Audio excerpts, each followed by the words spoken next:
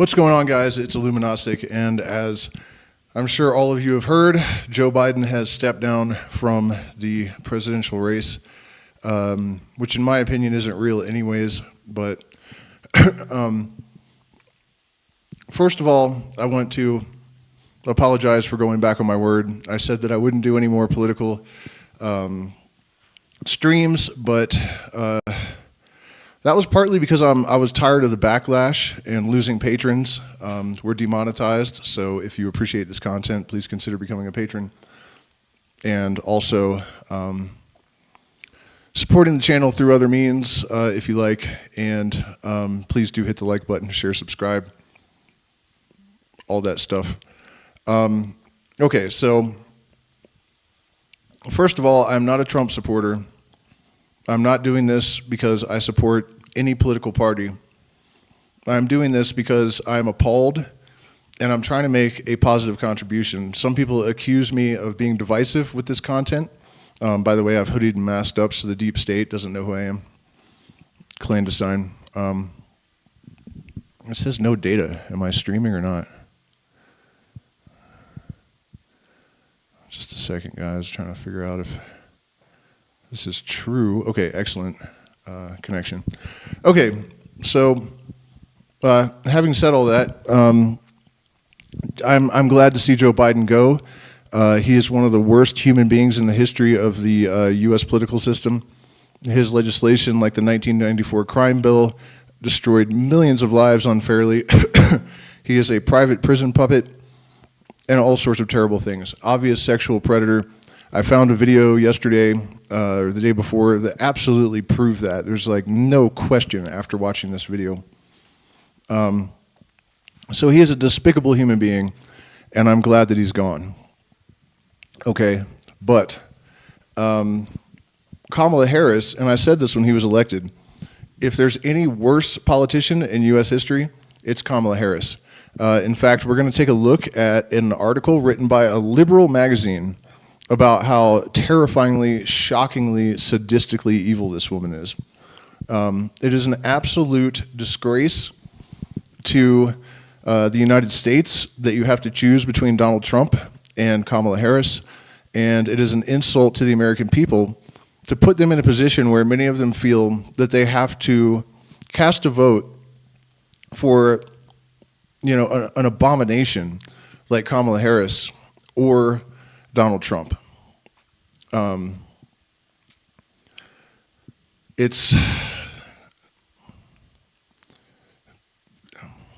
mean, there are no words, you know, tragic, embarrassing.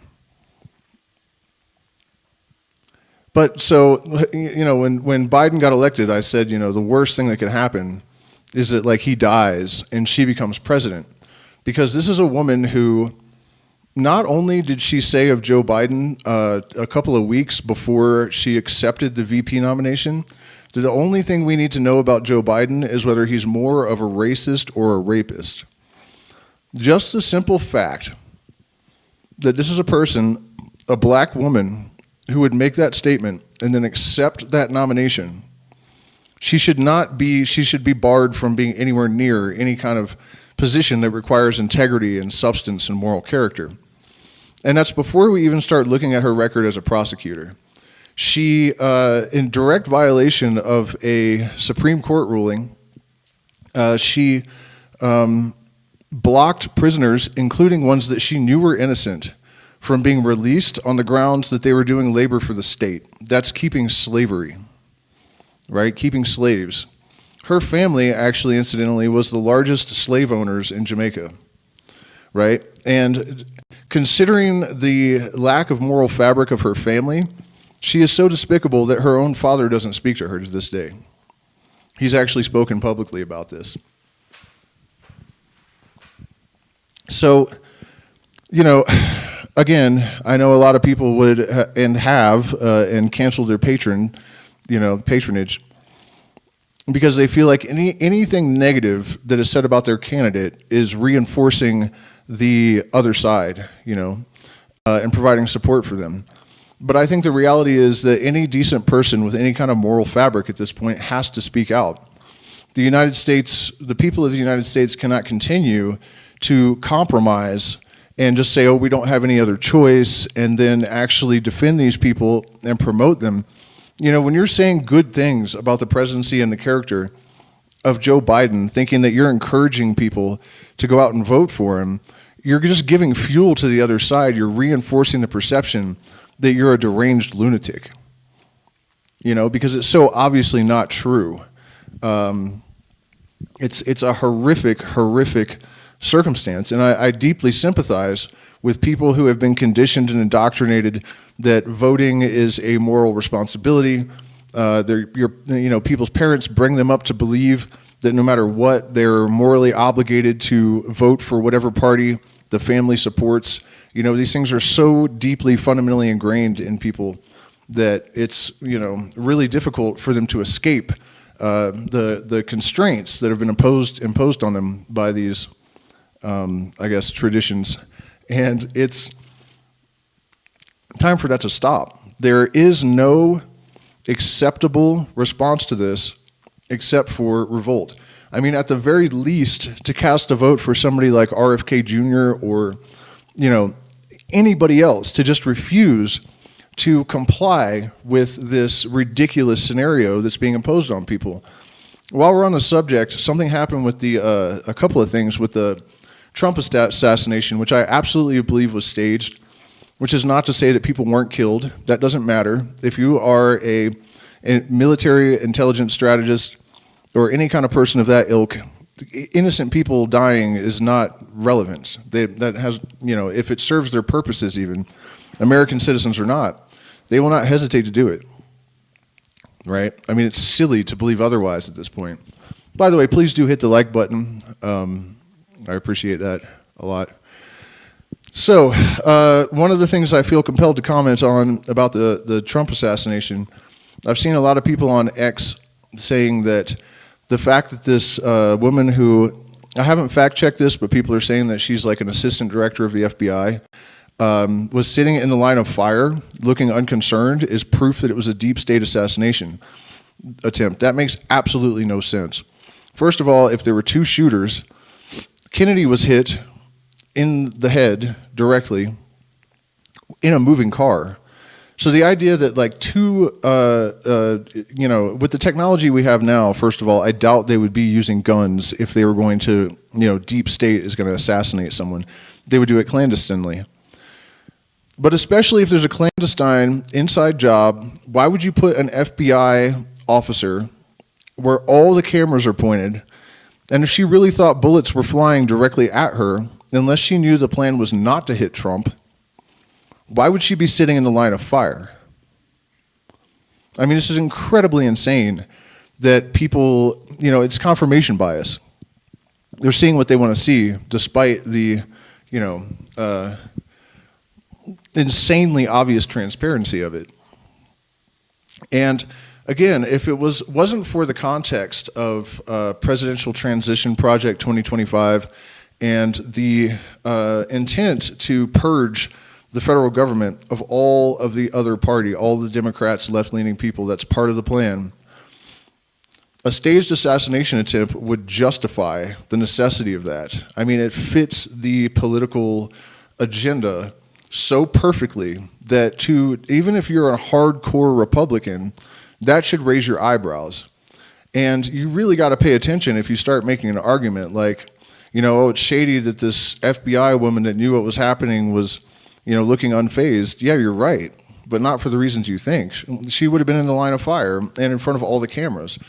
It makes a lot more sense to think she was planted there because they know that people aren't going to think about it that deeply and that the confirmation bias is going to serve their purposes. And if the agenda is to increase suspicion by making nothing make sense, and then also planting these things that they know people are going to interpret the wrong way because that's what it's confirmation bias.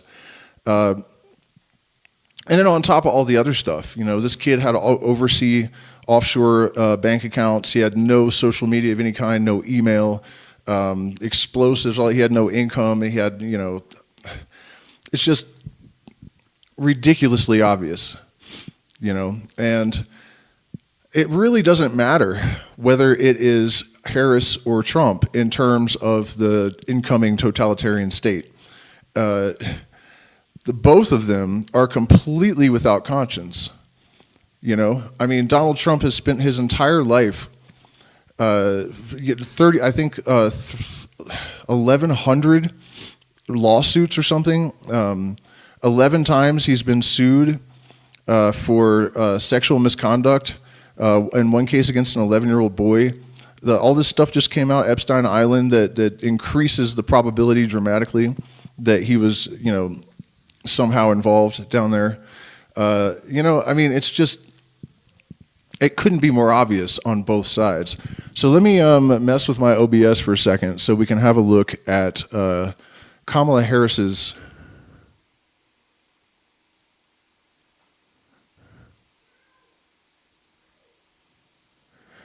I mean, I don't think he did barely have his head blown off. I honestly think it was, you know, a blood pack or something. I mean, I saw his ear the day after. There was nothing. They have released no pictures. They've just had one letter from his doctor. I mean, if a bullet from an assault rifle had grazed his head, his eardrum probably would have been shattered. To have that little damage is completely unrealistic. Oh, and also something that he did that seriously raises suspicion. When he was talking about, he gave a speech, I guess. My partner saw it. I haven't seen it.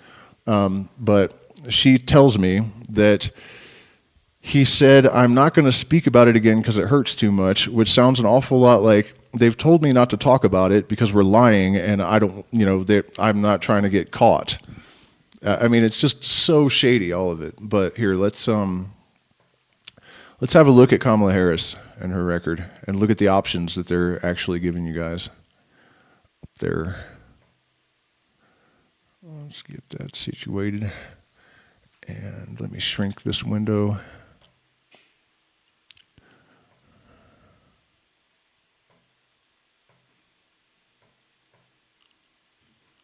I mean, no one can deny the move towards totalitarianism in the United States. I mean, that would be absolutely ridiculous at this point. And also, just from a political point of view, if you consider the pressure of World War III and the benefits in terms of military power that is derived from a totalitarian state. And I mean, you know, if you guys follow me, you've heard me talk about it a million times, how there are so many threats to the overlords at this point.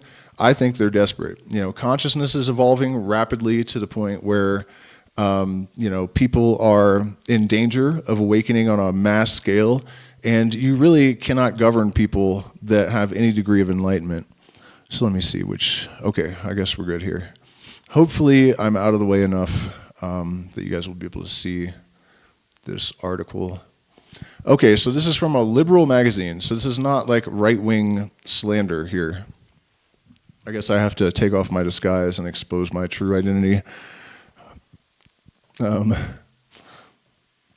Okay, so let me find the really horrific stuff here. Not to mention the fact that she was asked if she smoked marijuana, and she laughed and said, "Of course I'm Jamaican."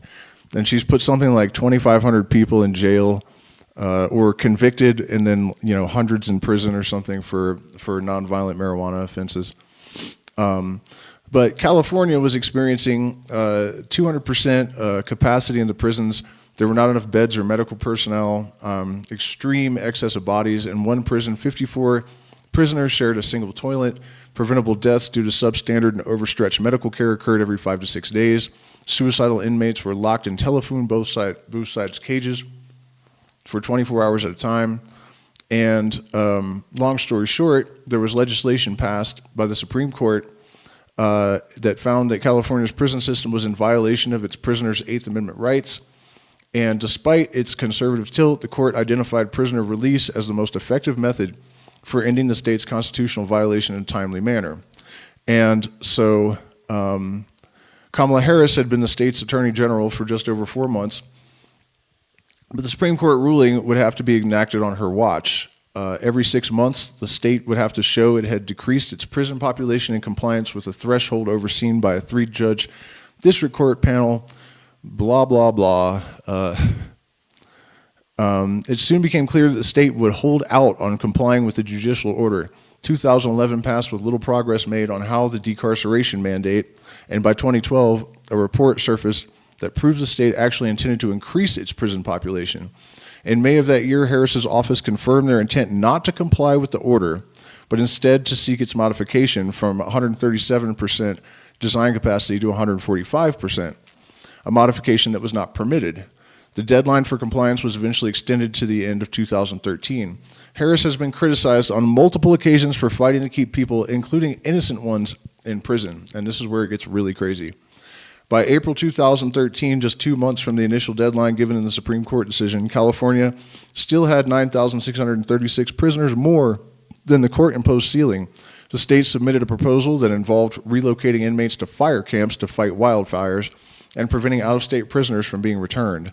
But upon review, the three-panel judge found that still left California's prisons with some 4,170 prisoners over the hard limit. One thing they're not mentioning is that a lot of these prisoners were actually working for the state. They have like body repair shops and stuff in prison. And so the state is making huge amounts of money on these incarcerated people. So basically, long story short, she was ignoring the Supreme Court ruling and keeping people in prison past their release date illegally to keep them on state slave labor positions.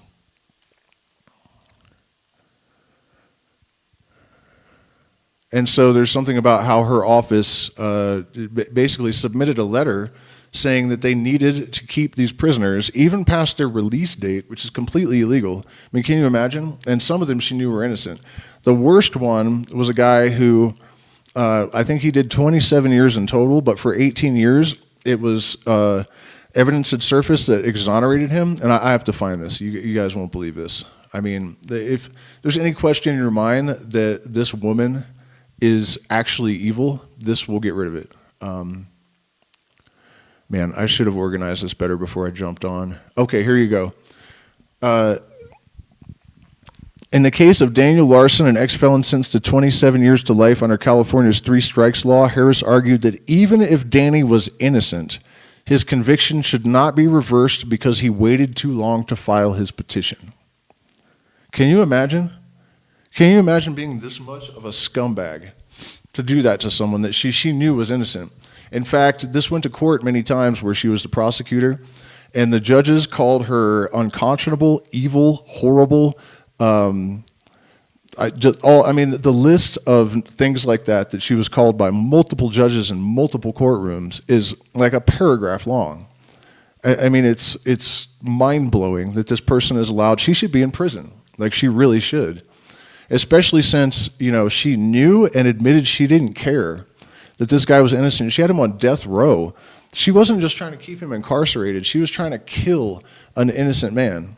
That's the reality. That's who they're trying to make you vote for in the United States. And right now she's talking about how she wants to reduce prison populations and, trying to undo all the damage of her history of just abhorrent evil. The California Innocence Project took Larson's case, and while her trenchant opposition to decarceration of the state's prisons aligns with those stories, her role in attempting to subvert the authority of the country's highest legal body for the sole purpose of preventing the release of a number of low-risk prisoners has gone largely unchallenged. So this isn't the only case. She did this constantly. Her role in blocking the Supreme Court's prison reduction order is deeply troubling on multiple counts. First, with the increased salience of criminal justice reform in the Black Lives Matter era, a forceful opponent of decarceration on the ticket hardly conveys that the Democratic Party is on the side of racial justice. Second, placing someone with a history of defying the Supreme Court on the Democratic ticket would significantly undermine Democratic nominee Joe Biden's pledge to return to the pre-Trump era of governance, where the 3 branches of government are seen as co-equal and the courts are respected. And so this is from back when Biden was running, but surprisingly and disturbingly, this was the only article I could find. People have stopped talking about this for some reason.